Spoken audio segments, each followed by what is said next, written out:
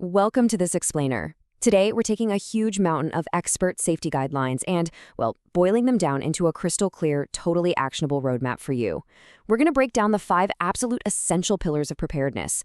So by the end of this, you'll know exactly how to build a practical, no-nonsense emergency kit based directly on insights from the top safety and survival pros. Now think about this for a second. If the power grid just completely failed today, or a massive storm suddenly shut down all transit in your city, are you ready? I know, right? It's a thought that usually triggers a ton of anxiety and just uncertainty. But look, that's exactly why we're here. Our goal today is to take you from that feeling of panic straight into a mindset of absolute readiness. We're going to use solid, verified data to build a plan you can actually trust. Okay, let's dive right into this roadmap. We've got 5 sections to get through: securing your water supply, stocking and rotating food, choosing emergency lighting, building a first aid kit, and navigating public transit shutdowns.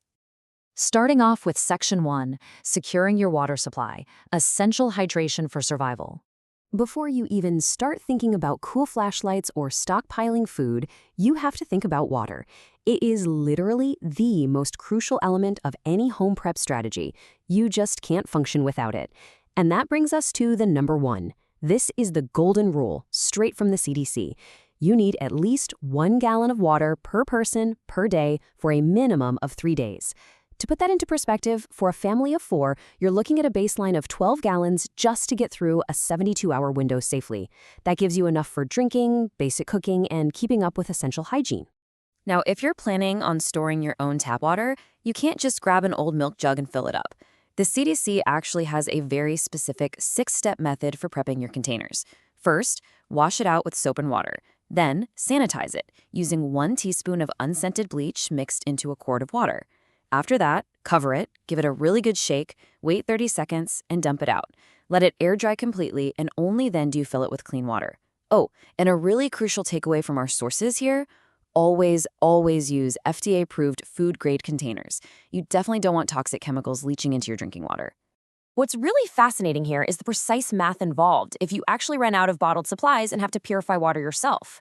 Boiling is pretty much always your best bet. You just simmer it for several minutes. But remember, you have to adjust for altitude by adding 1 extra minute of boiling for every 1,000 feet you are above sea level.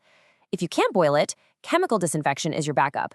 You want exactly 8 drops of regular household bleach per gallon of clear water. If the water's cloudy, go ahead and double that to 16 drops. Mix it up thoroughly and wait exactly 30 minutes before taking a sip.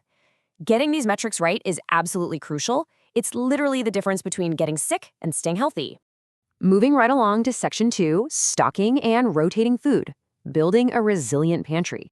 This transitions us perfectly into our second pillar. When people hear the phrase emergency food, they instantly picture these intimidating, freeze-dried doomsday rations meant to sit in a bunker for 30 years. But real preparedness, it's way more practical than that. In the prep community, you'll hear the acronym FIFO thrown around a lot: first in, first out. As the folks at Mountain House explain it, this is just an inventory management method where you use your older items first and tuck the newer items in behind them.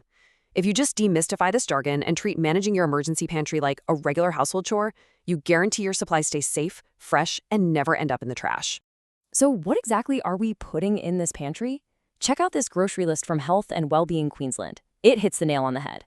We're talking canned legumes like kidney beans or chickpeas, canned meats or fish, fruits packed in natural juice, mixed nuts, dried fruits, long life or plant-based milk, and shelf-stable carbs like crackers and pasta. See, you don't need wild survival gear. By just mixing and matching these everyday supermarket staples, you can put together balanced, really energy-rich, and honestly comforting meals that'll keep your family going during a high-stress crisis. All right, Section 3, choosing the right emergency lighting. Don't be left in the dark. Let's see how this builds into our next core need. Once you've got the internal stuff sorted, like food and water, we have to look at situational awareness and safely navigating your physical environment. STKR Concepts gives us this brilliant breakdown comparing our 2 main lighting tools. Over on side A, we have flashlights. These give you a focused beam and precision control, which makes them super portable and perfect for specific, quick tasks around the property. But take a look at side B, lanterns. These guys throw out 360-degree ambient light, they're incredibly stable when you set them down on a flat surface, and they boast way longer run times. So the big takeaway here? A flashlight is awesome for moving around, but a lantern is absolutely indispensable for safely lighting up a whole room so your family can comfortably ride out a prolonged power outage. But wait, what if the lights go out and all you have is a flashlight? Well, check out this awesome MacGyver-style hack from the data. Just take your flashlight and stand it pointing straight up on a table. Next, grab an empty clear plastic water bottle and sit it right on top of the beam. Then, cover that bottle with a white opaque plastic bag, like a grocery bag, and wrap a rubber band around it to secure it. Boom. You've just diffused the light and turned a harsh directional beam into a fantastic makeshift ambient lantern in an absolute pinch. Next up is Section 4, Building a First Aid Kit, Safety and Medical Readiness. This fourth pillar is all about handling the kinds of injuries that can so easily happen when you're stumbling around in the dark or dealing with the chaos of a sudden emergency. You absolutely need these medical supplies ready to go, both in your house and in your car. Just look at the specificity of this targeted list from the American Red Cross, designed for a family of 4. You need 25 assorted adhesive bandages, 5 antibiotic and 5 antiseptic white packets, 2 packets of 81 milligram aspirin, an emergency blanket, an instant cold compress, a couple pairs of large non-latex gloves, tweezers, and an oral thermometer. And look, don't just shove all this in a bag and forget about it. The Red Cross explicitly stresses that checking your kit regularly for expired ointments and medications is vital. It actually has to work when you need it most, right? And finally, Section 5, Navigating Public Transit Shutdowns, Getting Home Safely. This section brilliantly illustrates how we can take this whole preparedness mindset outside of the home. Because, let's face it, emergencies don't always happen when you're just comfortably sitting in your living room. You could be miles away on your evening commute. If the subway suddenly halts or the grid drops while you're at the office, you might literally have to walk home. The Worldwide Survival Web Archive points out a crucial metric here. An emergency urban walking pace is typically only about 3 to 4 miles per hour on flat terrain. Throw in panicking crowds, intense heat, or a snowstorm, and it's going to be even slower. People constantly overestimate how fast they can bail out of a transit shutdown, so knowing this true pace is absolutely essential for mapping out a realistic and safe route back home. Now, to actually make that trek, you need a specialized commuter emergency kit. We're talking comfortable walking shoes and extra socks, because there is just no way you're walking 4 miles in stiff office shoes.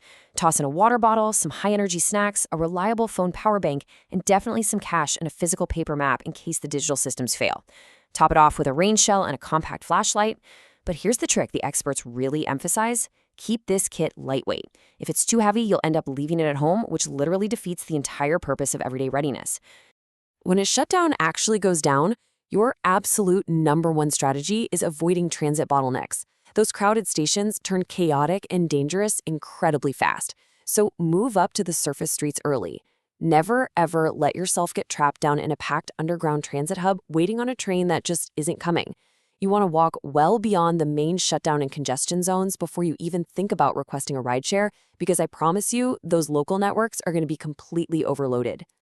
All right, so we've covered the 5 pillars today: water purification, pantry rotation, emergency lighting, first aid, and navigating transit escapes.